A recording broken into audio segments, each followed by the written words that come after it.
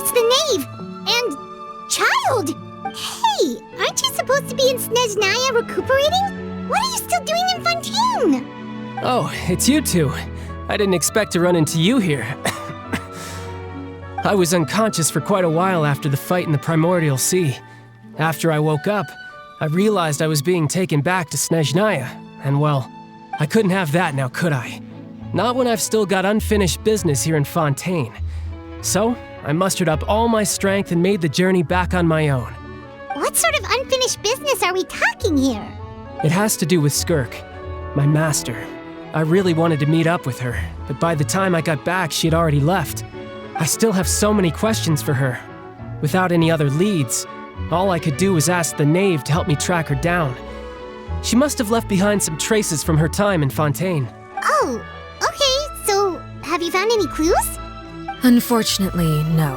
While the House of the Hearth is adept at collecting all manner of intelligence, certain existences can still manage to escape our purview. Basically, unless Master feels there's a need to meet with me, she's not going to be found. But that problem has an easy fix. I just need to become stronger, and then... Paimon thinks you should focus on getting better first. The worst of it is over. It's all thanks to that one kid from the House of the Hearth. Elwar, I think her name was. She gave me a bunch of random potions to drink. They didn't go down easy, let me tell you. Pain and chills all over. But they really did help speed up my recovery. And that's good, because it looks like I really do have to head back this time. The old man's been putting the pressure on me. He sent someone to tell me I'm needed for some sort of project. Project Stuja? Yeah, that's the one. I heard Regrator's involved too. I'm not looking forward to having to listen to all his monologuing, that's for sure. Hey, maybe you could think of a way for me to stay in Fontaine for a little longer. Helping Linny and the others brush up on their fighting skills would be far more interesting. If you and I could spar, that would be even better. I've been waiting for a chance to see you go all out. And what a sweet little daydream that is. But I also have a role to play in all this. I'll be leaving Fontaine shortly as well.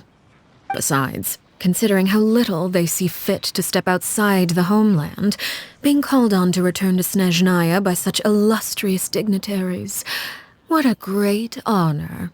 Wouldn't you agree? One I could do without, I'd say. Is it just Paimon? Or does it kind of seem like they're...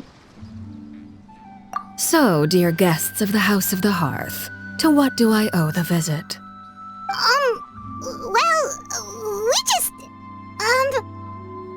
Right!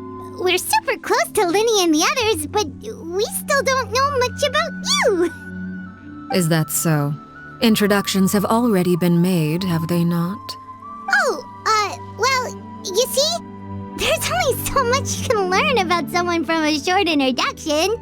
At least tell us something a little extra, like... Why do you call yourself father? Good question. I'd also like to know. The fact that you have to ask tells me our intelligence work has been quite successful. Telling you the answer to that question would only serve to undermine that success.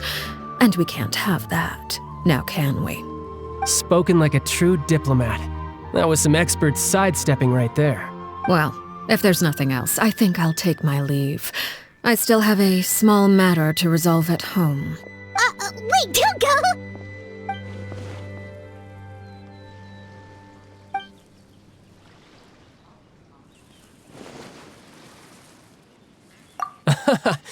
I'd also like to hear the answer to this. I've met some of the members of your organization, and they all seemed like really good kids. They actually reminded me of Tonya and Tusser, which, by the way, if you ever betray them, I'm just letting you know, I won't let you off easy. And why would I betray them? Well, you've already betrayed the House of the Hearth once, haven't you? At least, that's what I heard.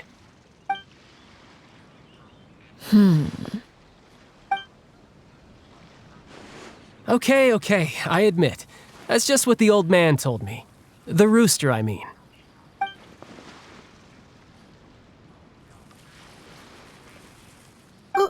Wait, did you really do something bad to those kids? Never mind what I've done. I'm more curious as to what the mighty rooster had to say. Care to enlighten me? Well, nothing much.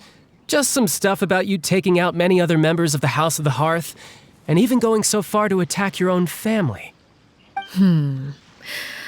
I see. Oh, based on your reaction, I'm guessing it's all a bunch of lies. Hardly.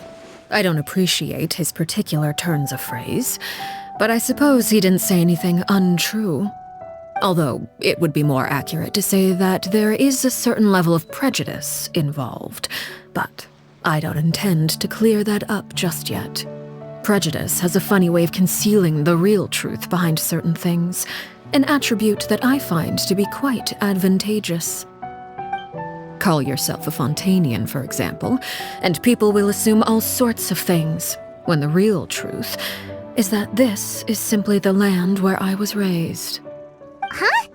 You're not actually from Fontaine? But then why did you try to help out with the prophecy and everything? I was trying to protect the children born in Fontaine. Claiming that I myself was a Fontanian simply made it easier to operate. People would hardly suspect a fellow Fontanian of having any ulterior motives. Who wouldn't want to save their homeland after all? The primordial sea wouldn't have any effect on me, but it would have caused great harm to the House of the Hearth. Well, you wanted extra information, didn't you? There you go. I hope that satisfied your curiosity.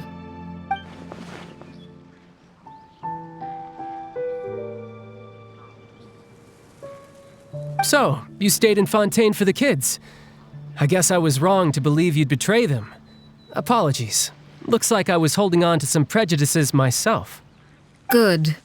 Like I said, I like it when others have misconceptions of me.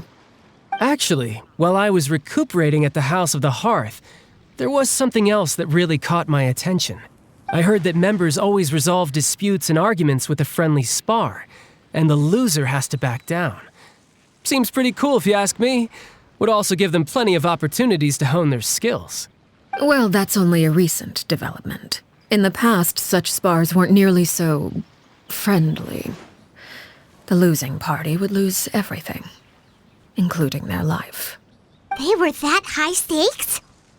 Whew, at least that's not a thing anymore. Well, the current atmosphere's not half bad. I'm a bit jealous, actually. You've got so many family members around you, and you even get to live with them. Having a lot of family around means dealing with a considerable amount of bickering and scheming.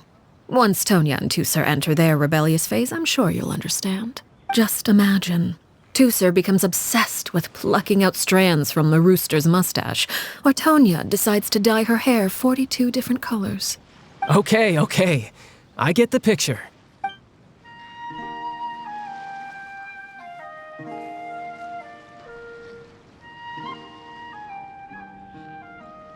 Well, would you look at the time? I should probably get going. Traveler, Paimon, I'm not sure where our paths will cross next, but the next time we run into each other, we should definitely try and find some time to spar. Again, maybe this is a conversation we can have when you look less like you're gonna keel over. All right. Well, thanks for everything, Arlecchino. No thanks necessary. You also played a part in obtaining the Gnosis. I would say we can call ourselves even. I like the sound of that. Well, I'm off. See you all some other time. We should probably get going too. Do you want to head back with us? Oh? You want me to leave so soon? Well, you see, I'm rather enjoying the evening breeze. If you don't mind, I think I'll stick around for a bit. I have some things to think about. Apologies for not attending to you like a proper host. Please forgive this slight. I do hope you'll have a pleasant stay.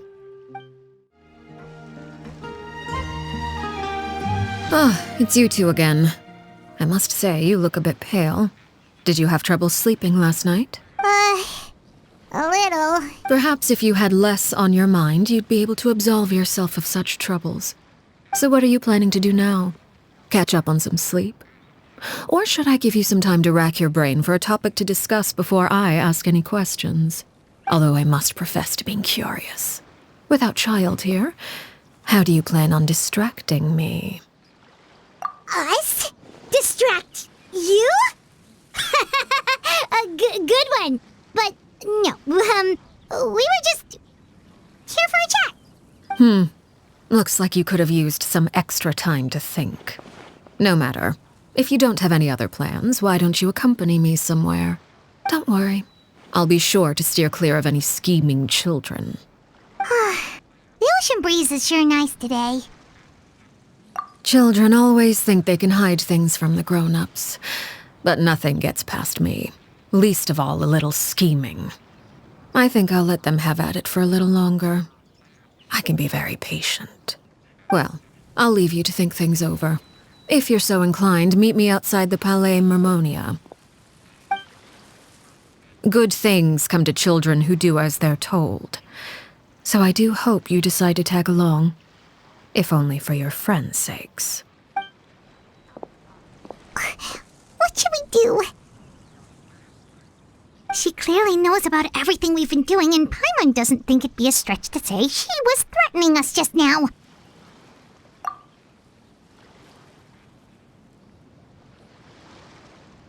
Oh, good idea. Hopefully he sees it in time.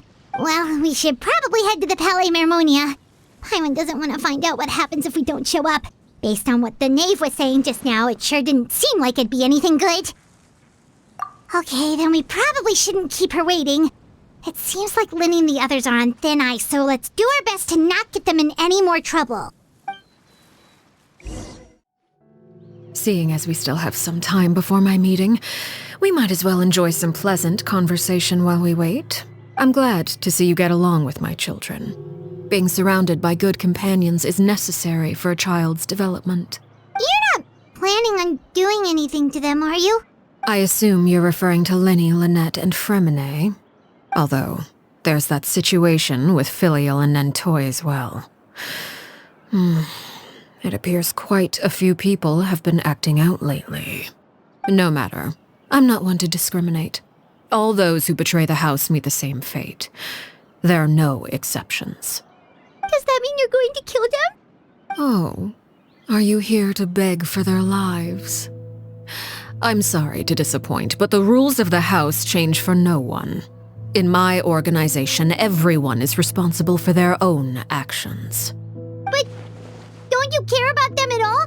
They really respect you. They even call you father. You must feel something for them. Any organization in which feelings come before principles is one destined for ruin. The House of the Hearth is hardly an exception. You could say our principles are more stringent than most. Perhaps I can offer you this consolation at least. As our guests, you two will not be held accountable along with them.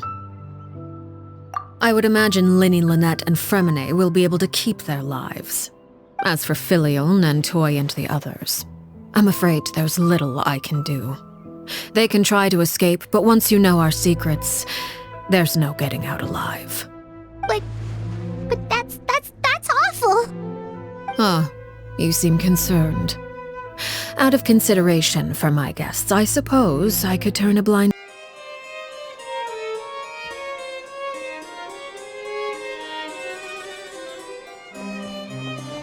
It's been a while, Monsieur Neuvillette. I must say, I wasn't expecting my meeting request to be approved quite so quickly. The Palais Mermonia operates with an efficiency worthy of admiration. It is only right that an esteemed diplomat such as yourself should be afforded the proper level of respect. Although, if I may speak plainly, I must confess that I did not anticipate we would have the occasion to meet again after presenting you with the Gnosis. I see you brought the Traveler and Paimon with you as well. If I may inquire as to the purpose of your visit. I'll be departing Fontaine shortly. There is, however, an outstanding matter that I would like to see resolved before I go. It requires a rather lengthy explanation, I'm afraid. So I took the liberty of explaining everything in this proposal. Please review it at your leisure, Monsieur Neuvillette.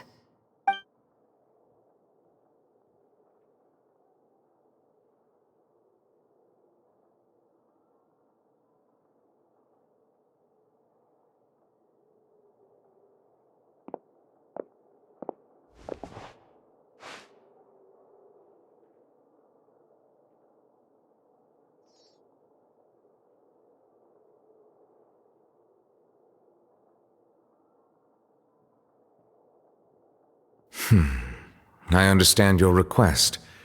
However, at the risk of causing offense, I must admit that I fail to see why you would wish for such a thing. I heard you have a certain fondness for water tasting, Monsieur Nervalet, so allow me to use water as an analogy. A family is like a large body of water with countless rivers flowing in and out. As someone who watches over this system, I would hope that each river that flows from the source will eventually reach the ocean. Of course, objectively speaking, I know this is impossible. Most of the rivers will dry up along the way, disappearing into the ground and leaving nothing but a barren riverbed behind.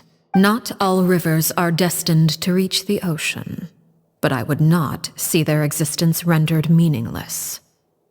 I believe the water that flows within them is simply meant for a different destination, like a field in need of irrigation.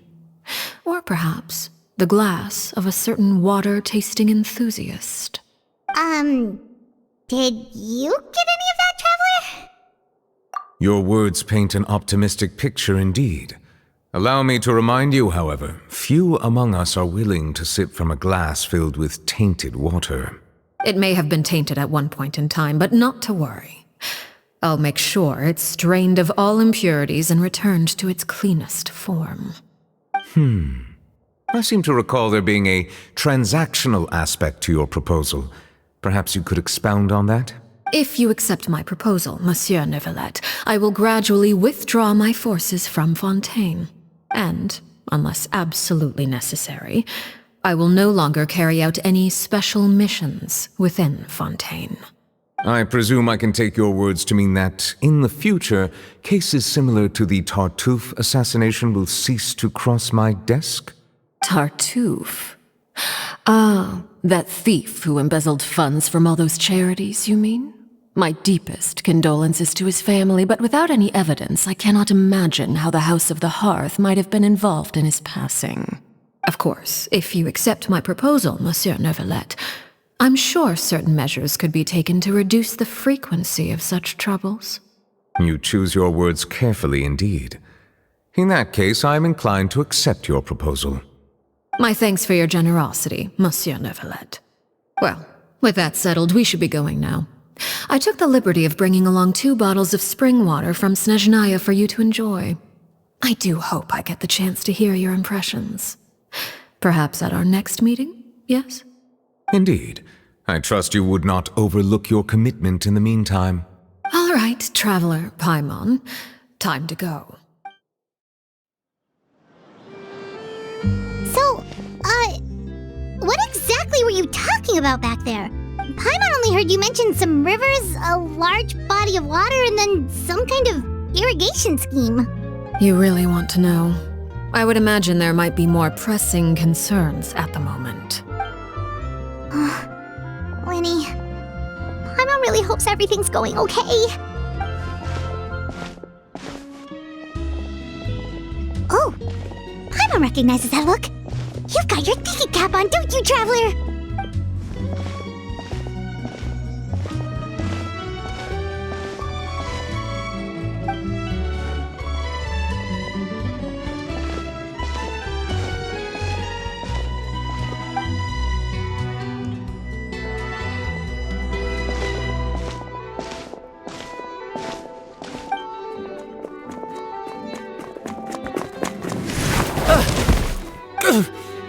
Oh, shoot.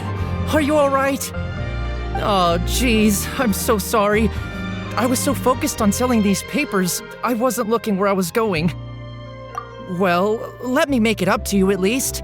Here, take this paper. On the house.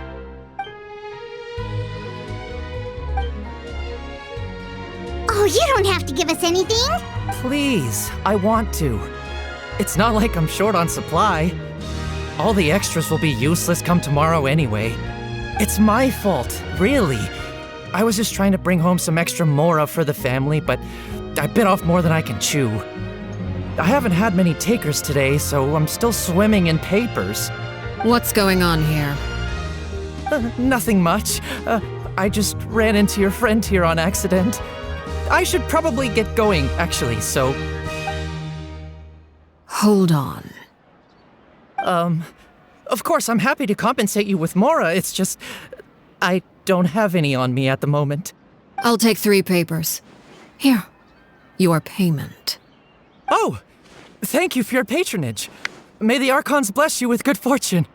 If only I had the chance to run into such generous customers every day. I should probably just take on a smaller inventory though, right? I'm getting married soon, so sometimes it's hard to not get ahead of myself. Anyway, I should head out. Goodbye! Well, now that my affairs are settled, we should take the boat back to Poisson. We've even acquired some light reading to enjoy along the way. Actually, why don't we stick around for a little longer? Paimon just realized how hungry she is. She can't head back to Poisson on an empty stomach.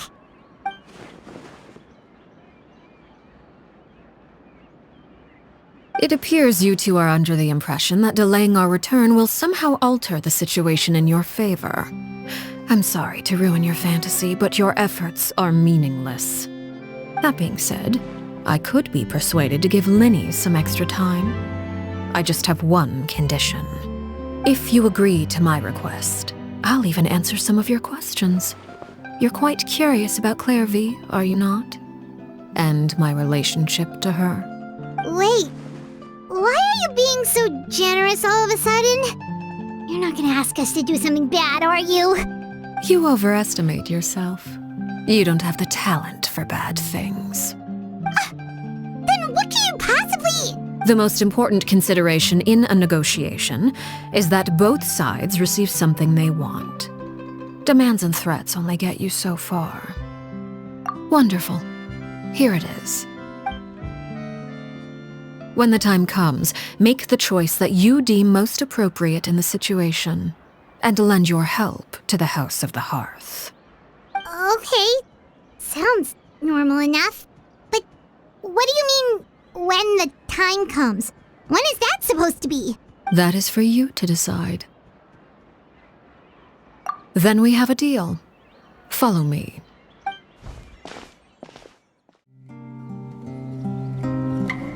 What is this place? Somewhere long forgotten by everyone.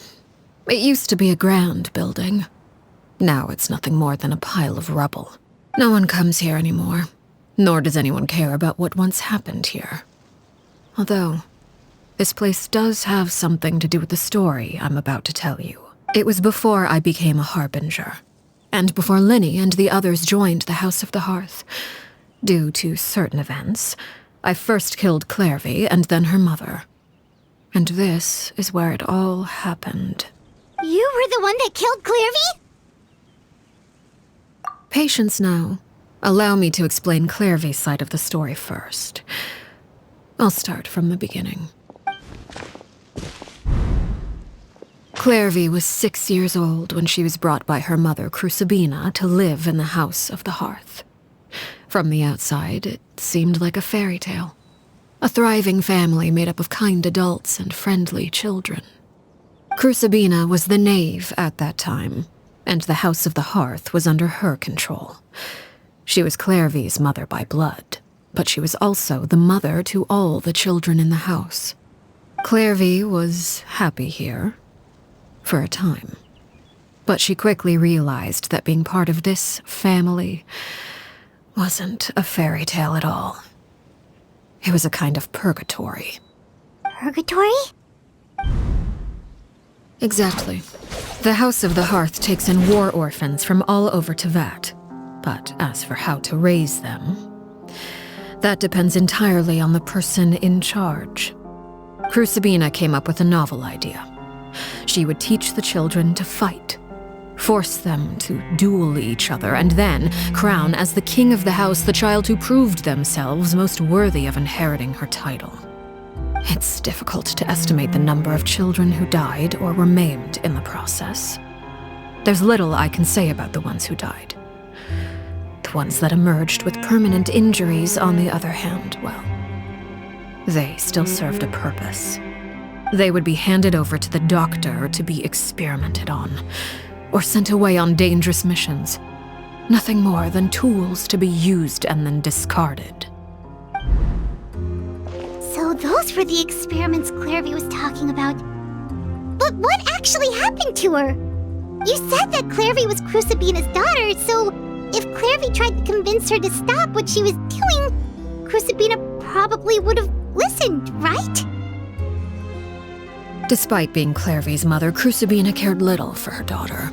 She forced Clairvy to join the House of the Hearth only as a means to demonstrate her own impartiality as a mother, to prove that she treated all her children equally.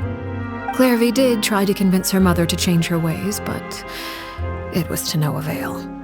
After her efforts failed, the only other option was to rise up and try to fight back. Unfortunately, the other children had already been thoroughly indoctrinated into the illusion of happiness Crucibina had created. Of course, there was one exception. Someone Clairvy's age who knew the truth about the House of the Hearth.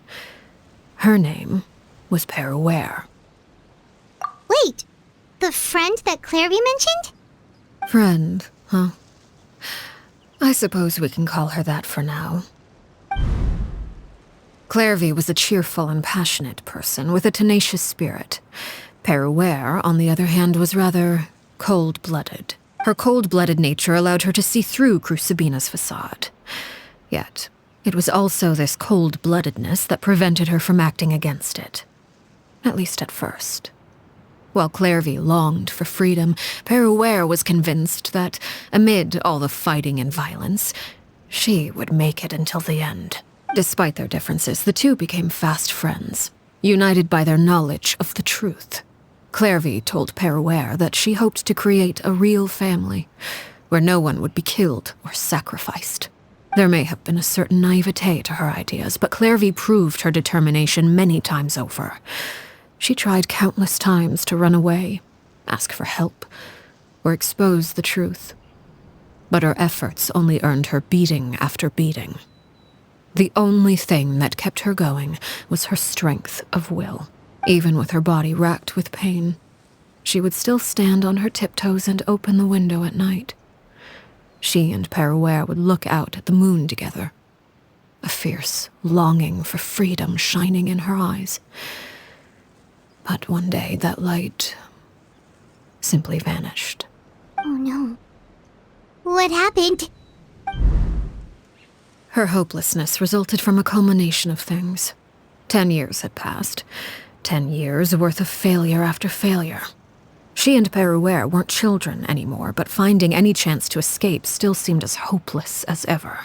It was during this time that Peruere suggested a new plan. If escaping was out of the question, why not take down the very person sitting on top of this throne of lies? Mother herself. Clairvy rejected that proposal. She claimed that, as a famous harbinger, Crucibina possessed an unimaginable amount of power. Trying to kill her would have an incredibly low chance of success. Clairvy never gave another reason, but Peruere could see it written all over her face. Clairvy still thought of Crucibina as her mother. Killing her own flesh and blood was a line she couldn't bring herself to cross. If she couldn't escape and fight back, then only one option remained. Precisely. Death was the only way that she felt she could be free. It happened during a duel. When she arrived at the dueling ring that day, her partner turned out to be none other than Peruere, the very person that had stood by her side all those years. It was a fierce battle, but ultimately, Clairvy decided to let Peruere end her life. From that moment on, Peruere's journey was one written in flames. When the rain finally came and washed it all away, there she stood, the sole victor in Mother's endless game of slaughter, a trail of corpses strewn across her path to success. It was the very result she had predicted 10 years prior. Even then, she believed she would make it until the end. She wasn't surprised by the fact that she emerged as Mother's undisputed heir. Rather, her success left her with an inexplicable sense of restlessness. She was unsettled. And there was only one thing that could quell that sensation: Perhaps you two would like to take a guess as to what it was? Crucibina, you mean? But... Correct. This is the place where Peruware killed her best friend. A mere year later, this is also the place where she fought tooth and nail to kill the mother they shared. The moment she acted, any conception of what was right or wrong ceased to matter. It's one of the principles of the house. Only those who survive get to write the rules. Peruware won the battle, and became a harbinger herself. After which Her Majesty, the Tsaritsa, bestowed upon her a new name. Arlecchino. So the Perry Clairvy was talking about... It was you all along. You're Peruware. Arlecchino is just a name you got later. I left that name behind long ago. I must say, hearing it now does bring back memories. After I defeated Crucibina, the moniker of Mother died with her. I chose to forego the title she called herself and even chose to give up my own name. I rebuilt the House of the Hearth under a new identity. Not only as Arlecchino, but as father. And that is where the story ends. Any more questions? Yeah. Based on what you just told us, Clairvy wasn't a little kid when she was killed. So the Clairvy we met... Was she really a spirit at all? I suppose you could call her an illusion born of flame. Her existence is like ashes to a fire. Something left over in the wake of blaze and ruin. You see, a certain power runs through my veins. It's not unlike a curse. My flames leave behind shadows of anything they consume. Of course, the chances of those shadows morphing into a sentient entity are exceedingly slim. Clairvy is a very special case. Clairvy died when she was 16 years old, but what emerged from the flames was her 6-year-old self. Her appearance wasn't the only thing affected. Most of her memories were lost to the blaze as well. Memory is a mysterious thing indeed. Losing a portion of your memories will alter your sense of self. Lose 10 years' worth, however, and it would be like living in the past. Like returning to a version of yourself that never grew up. No wonder Paimon got such a weird feeling when we were talking to her. Perhaps I should put it this way. Clairvy is someone trapped in time. It may seem like she exists with us in the present, but she truly lives in the confines of her own past. So if all of that is true, then you must have known about Clairvy for a long time. Indeed. She's a rather volatile and unstable entity. Sometimes she would look after the children. She's even saved some of their lives. But other times, she would hide from me and become obsessed with revealing the truth about the house to anyone who will listen. Shadows don't have the capacity to learn or grow. Any new information they encounter is quickly forgotten over time. Your attempts to expose Clairvy to sunlight. They failed, yes? The reason is actually quite simple. In Clairvy's mind, the house is impossible to escape, and it is this very perception that traps her there. But no matter. All I have to do is kill her again, and all will be resolved. I don't anticipate so much as a single speck of ash will be left behind this time. Wait! Paimon can understand why you might want her gone, but isn't there another way? So what if she's trapped in her 6-year-old self? She's still your friend! At least talk to her first! It's too late for that. She broke the rules, and now she must be punished. That goes for Filial and Nantoy as well. She's had quite the effect on them. I hope you understand the difference between Crucibina and myself lies in our formulation of the rules, not our policy for enforcing them. Upholding the rules without question is a trait we both share, because that is how a household should be run. Is this really what you want to do? Whatever could you mean? Don't you want to say a proper goodbye at least? Whether as a killer or as a father, there are two things that must be avoided at all costs: anger and sorrow. Anger makes you impulsive. Sorrow causes you to waver. Well, it appears it's about time to proceed. Before we arrived, I told some of my well-behaved children to bring our troublemakers here by nightfall. I do believe I've kept my end of the deal. I gave your friends quite a bit more time. As for what happens now, we'll just have to wait and see.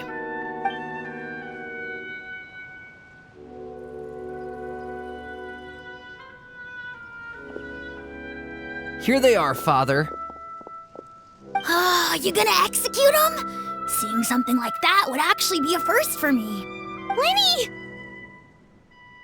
I'm sorry. I heard about how you helped buy us more time, but I still failed. I couldn't find a way to fulfill her wish. Huh? Are you... Perry? Indeed, it's been a while, Clairvy. Perry! Stay right there. I'm sorry to postpone our reunion, but first, I believe certain scores need settling.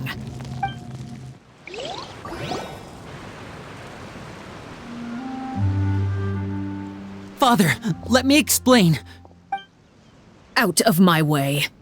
Father! You chose to conceal a threat to the house, and for that, you must be punished. Overall, however, I suppose your wrongdoing is hardly the most egregious of the bunch, so I'll deal with your punishments later. As for right now, the more pressing concerns are the traitors among us. By traitors? Do you mean us? Father, let me explain. We didn't mean to... Fultz, why don't you share what you heard? Yes, Father.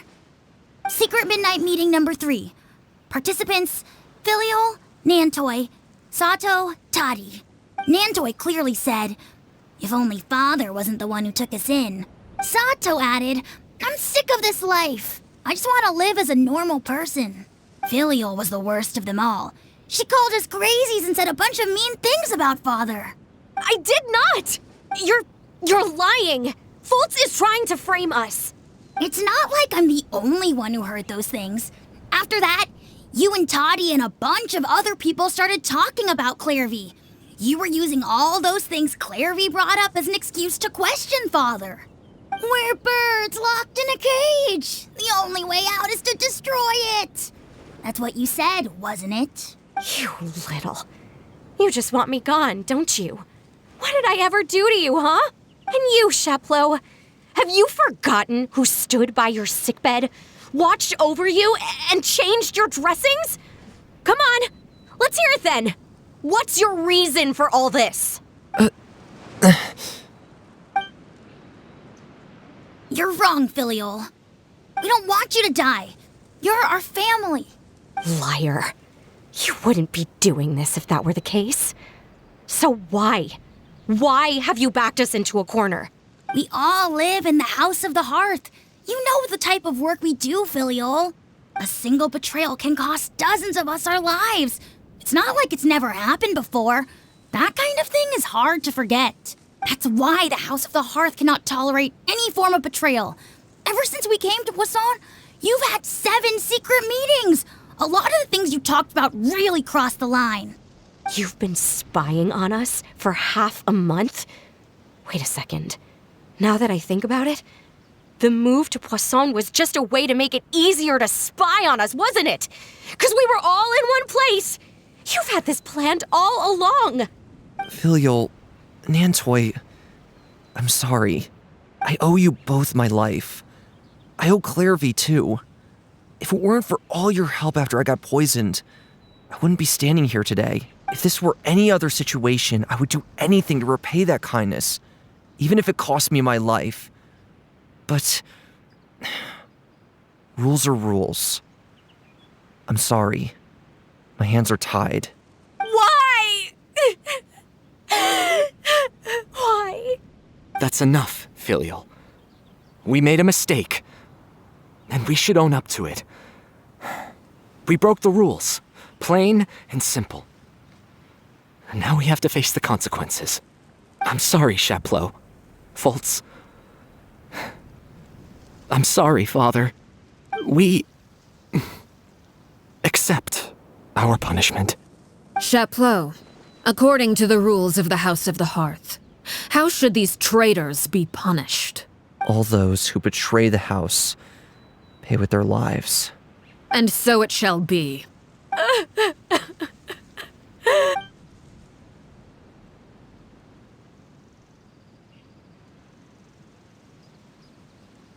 Father, please wait! Something you want to say, Linny? Please reconsider, Father. What Filial and the others did, does it really count as betrayal? We all come from broken families. From the very first day we joined the House of the Hearth, we wanted nothing more than to make it a real home. But the truth is, none of us know what a real home should look like. I'm not saying I have all the answers. All I know is this. Killing Filial and the others may uphold the rules, but doing so will only bring us further away from being a real family than we've ever been. So please, Father, please reconsider. I agree with Linny. Father, please. Linny, you... I also agree with Linny. An order once given cannot be rescinded. However, given the extent of your determination, I suppose we shall have to go about this a different way. Draw your weapons and face me. Our weapons? Father, are you referring to a duel? Precisely. The rules of the house will not be altered. Traitors must be punished. However, resolving disputes with a duel is also one of our rules, one that also applies to me. Demonstrate a sufficient showing of strength, and I shall offer a concession. Wait. Beat Father in a duel? Impossible.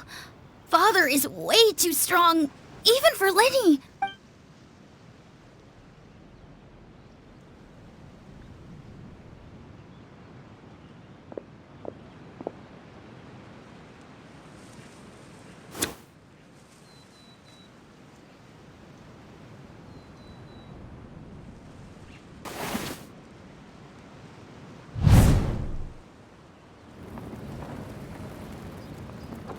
Did you hear that, Traveler? Lenny and the others have to duel the Knave. What should we do? Can they really win something like that? If they lose, those people from the house are really gonna be executed. Hey, are you listening?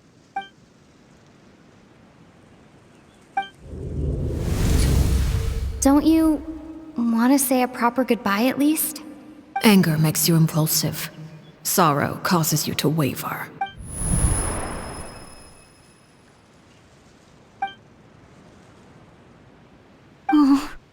Looking at that expression on her face, she seems really serious about this. Guess that means there's no chance she's throwing the duel on purpose, huh?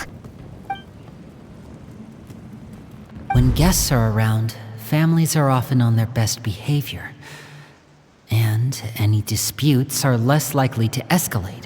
When the time comes, make the choice that you deem most appropriate in the situation, and lend your help to the House of the Hearth.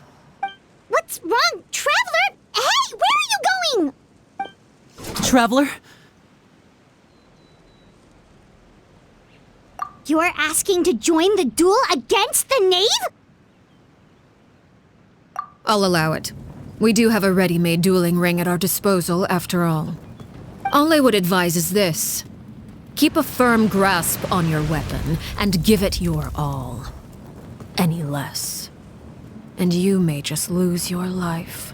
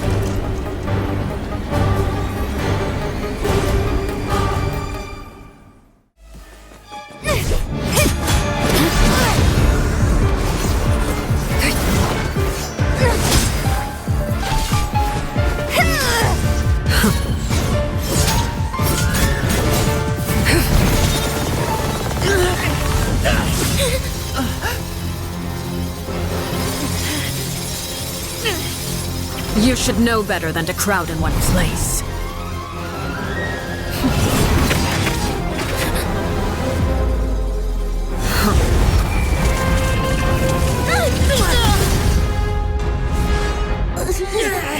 Oh, I know. No! I'm sorry, Father!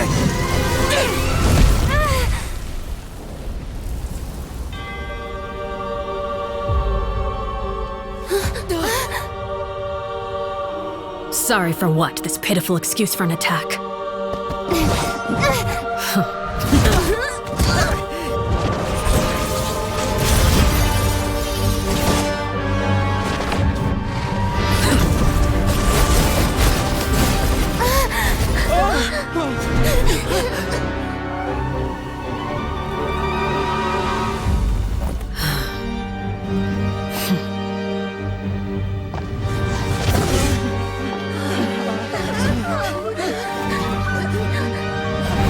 Father, no!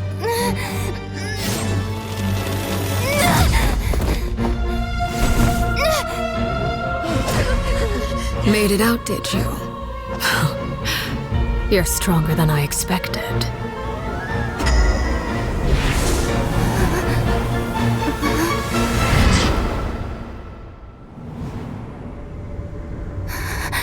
A crimson moon.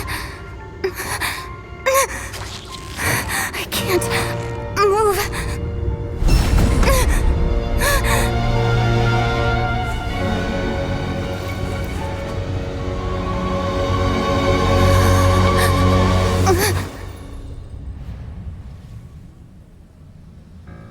Still, not strong enough to beat me.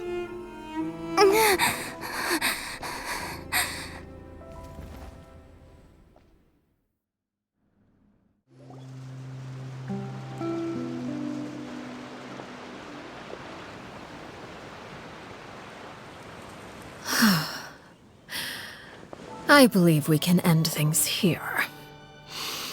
It's not often that we get to enjoy the company of guests, after all. We wouldn't want things to get too out of hand. Brother, are you all right? Lenny, given that I am the victor of this duel, as agreed, the punishment stands. No! I never thought things would end like this. However, everyone involved in the duel demonstrated a remarkable level of strength and determination. In light of this, I'm prepared to change the method of execution. Elwar, the bottled flames I gave you for safekeeping. Do you still have them? Yes? I wasn't sure what they were for, but I've kept them super safe. I didn't lose a single one. Wonderful. Then, in just a moment, I'll have you administer them. Bottled flames? Indeed. They're the product of a secret experiment. Under certain special circumstances, flames can be extracted from my person and preserved. Once ingested, searing pain will spread across every inch of your body. No harm will come to you physically, but your memories will be burned away, if you can withstand the pain. When you awake, you'll have forgotten everything you know about the House of the Hearth, and will be expelled from the organization. In other words, administering this concoction will kill the version of you that grew up in the house, and give you a new identity.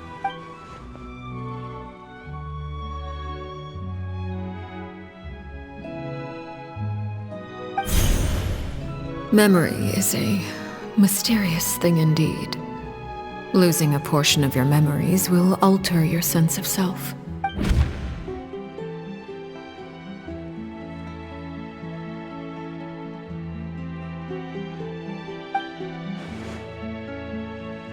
So, you're just letting us go, Father? You misunderstand. Memories are extremely important. Once consumed by flame, the version of you standing before me will die, and our secrets will die with you. So no, I don't intend to just let you go. because the person who survives will be nothing but a stranger. Even so, I won't have to live in fear anymore. I'm sorry, Father. I'm sorry I let you down. But I really... Don't cry, Filial. You haven't left the house yet, so there are still rules to be followed, yes? Remember what I taught you. Anger makes you impulsive, sorrow causes you to waver. Don't let yourself be controlled by your emotions. Of course. I'll remember. Dry your tears, and go pursue the life you really want. Yes, Father. Chaplot, Foltz, Elwar. Take them back to Poisson. And bring Lenny and the others as well. I prepared 3 extra vials of bottled flames. As for whether to take them, the choice is yours. Goodbye, children. The next time we meet, I will no longer be your father. Thank you for all you've done for the house. I hope you have bright futures ahead of you.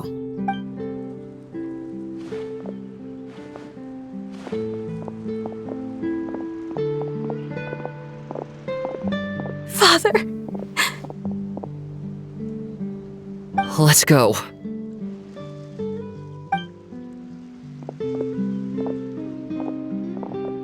Here, grab my arm, Lenny. I'll help you walk back. Thank you.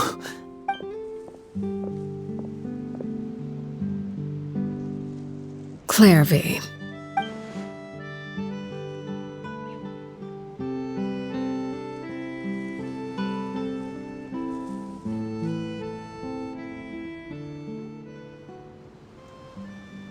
Can we talk now? I've been waiting for a super long time. You really are Perry, aren't you? I haven't seen you in so long.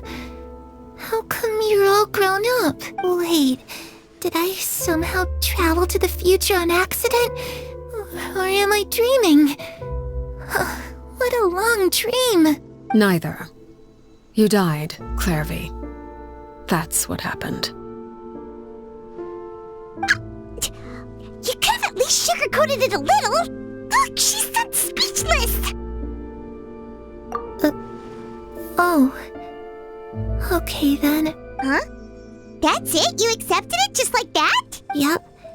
If that's what Perry says happened, then I believe her. Perry wouldn't lie to me. Plus, I don't really need to know why I'm like this. I'm more curious about what happens in the future. If you're a harbinger now, Perry, that means Mother is gone, isn't she? Can you tell me about it?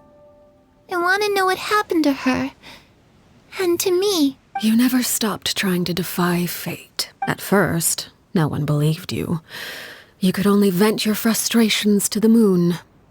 In fact, you often sought comfort in the night sky.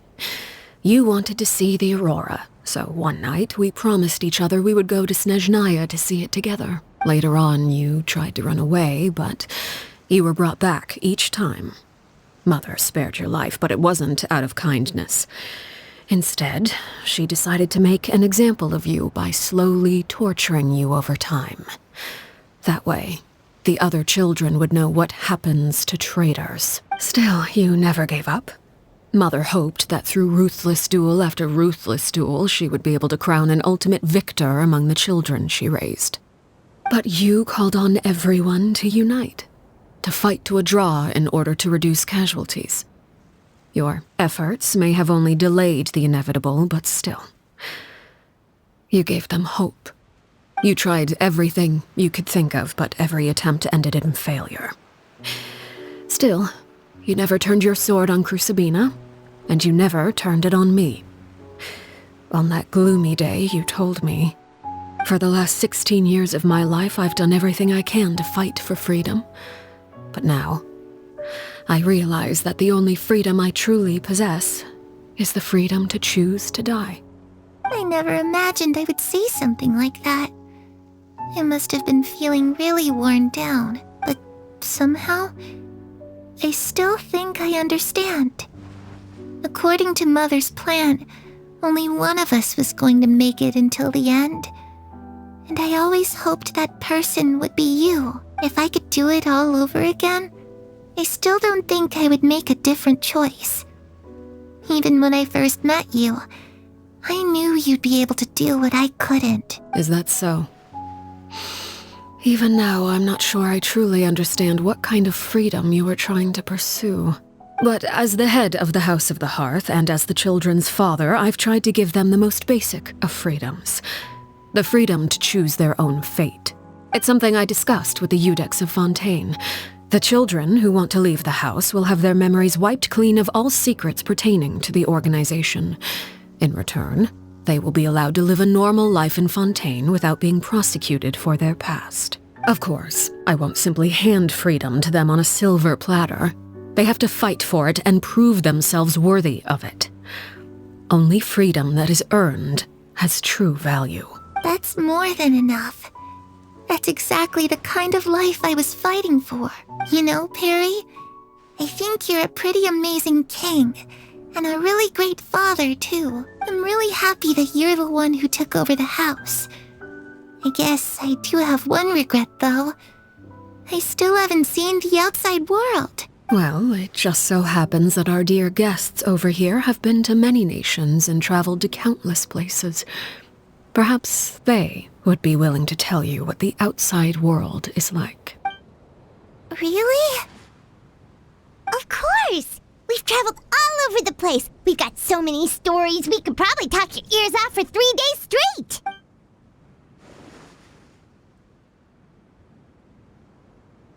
You know, I used to dream of being a bard, playing the lute while singing into the winds of freedom. Even if there was no one there to listen, I would have continued to sing no matter what. Ah, that's where Mora comes from. I never knew that before. If I had some Mora, I would buy 3 new dresses. One for me, one for Perry, and one for Mother. It's just too bad Perry doesn't like wearing dresses. And Mother, she probably wouldn't accept something like that either. I guess I'd just have to keep them all for me then. I could wear a different one every day. Those yokai you mentioned, what do they look like? I once saw a drawing of this one guy with horns on his head and a super scary face. Are there any yokai like that? Oh, sounds like you're talking about an Oni. Yep, we've met one, and let Paimon tell you, they're not nearly as scary as they look. I was always too afraid to skip Mother's fighting lessons, but at the academia, I bet you could do all sorts of secret things in class. Things that have nothing to do with studying. I'm just kidding. Being able to study whatever you want without having to fear for your life actually sounds pretty great.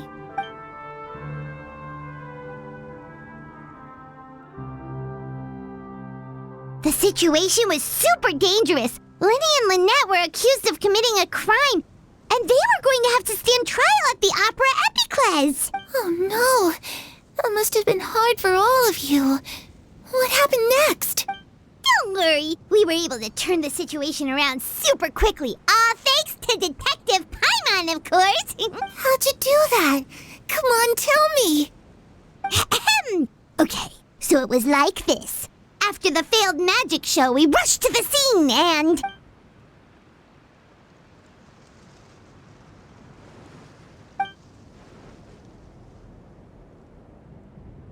Shadows don't have the capacity to learn or grow. Any new information they encounter is quickly forgotten over time.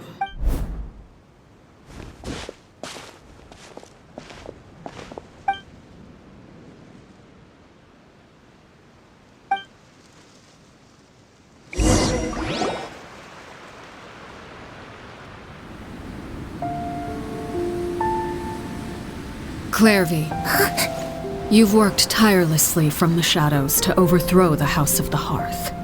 Now, by my authority as the Knave, I shall announce how this matter ends. You are hereby expelled from the House of the Hearth. You are no longer tied to this place, nor are you bound by its rules.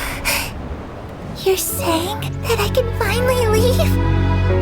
I get to experience the outside world as well?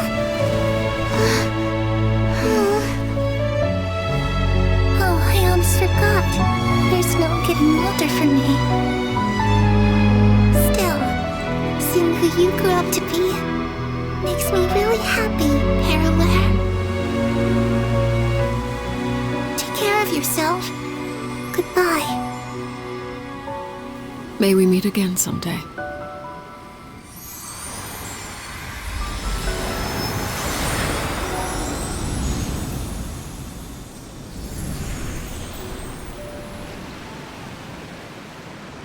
Clairvy.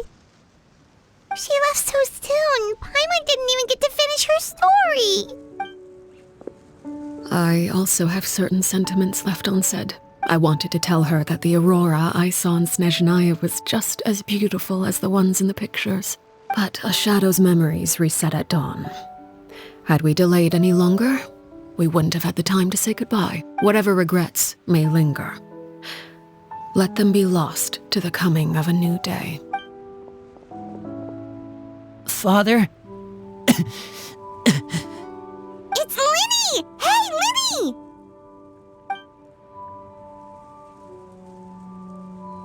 What is he doing back here? Let's go check it out.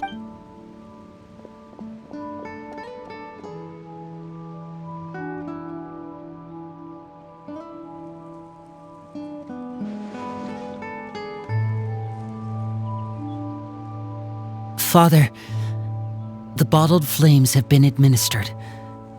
Filial and the others have left the house. And you? What have you decided? Thank you for giving us that choice, Father. But we never wanted to leave the house. It's the only home we've ever known. Lynette and Fremine feel the same way. They're recuperating back at the Hotel Bouffe d'été. But I decided to come back and tell you where we stood. I'm sure you're well aware of the expectations I have for you. I want you to follow in my footsteps and become the next king of the house. Yet you seem to have different ideas, I must admit. I'm rather surprised by your decision to stay. There's nothing wrong with choosing to live a quiet life. Leading this organization is a heavy responsibility, one not so easily carried by someone forced onto the throne. I just never understood what you saw in me. What made you believe I was deserving of that throne? You're brave, talented, and, most importantly, you cherish your family. You would do anything to protect them, even if it costs you your life.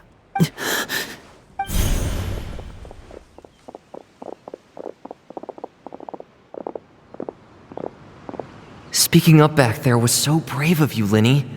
It's all thanks to you that we were able to convince Father to back down. You're a hero, Linny. Hero? Father is the real hero. Had Father gone all out during the duel, there's no way I would have walked away with my life. She must have had it all planned from the beginning, from the very moment she suggested a duel. I'm not deserving of that title. I'm not strong enough or smart enough. You're wrong. In my opinion, all you need to be deserving of the throne is conviction and the necessary strength to act on it. We may have different ideas of what it means to be a family, but you can hardly be said to lack conviction. What you truly lack is strength. For someone of your talent, though, that's something that will come with time. Even without that strength, you still chose to face me in a duel, even though the odds were stacked against you.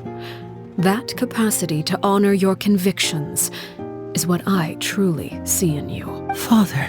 No one knows what the future holds, what tragedy or triumph may be in store.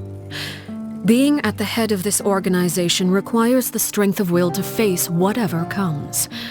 Caution will only hold you back. If reaching a certain standard were required to go after what you want, I would never have succeeded in killing my predecessor. Back then, there was still a considerable gap between our abilities. Strength may decide the ultimate victor, but those who let a lack of strength dictate their decisions or undermine their convictions will never be worthy of the throne. I understand, Father. Thank you. Children must grow up to surpass their parents. Only then can a family continue to flourish. The road ahead is not an easy one, so I'll ask you one last time. Are you certain you want to stay? You've done so much for me, Father, and that kindness must be repaid. Plus, with Project Stuja at hand, there are many dangers ahead, and I, for one, don't intend to back down. Protecting my family at all costs. That's my conviction. Then you're welcome to stay. As for Project Stuja, you need not be too concerned. If those cowardly businessmen and heartless dignitaries try to take us down, I'm prepared to teach them a lesson. Having members who longed for the light was our organization's last weakness. With those members no longer among our ranks, the House of the Hearth is like a spider hiding in the shadows. We need only wait for our prey to come to us. At present, our imperative is to use their plan to our advantage. In doing so, a crimson moon shall rise amid the frigid blizzards of winter. No demonstration of loyalty shall go unrewarded, and no sacrifice shall be in vain. As for the two of you, whether we meet again as friend or foe, I'll remember the camaraderie we shared in this moment, no matter how arduous the journey ahead. I hope we both reach our desired destination.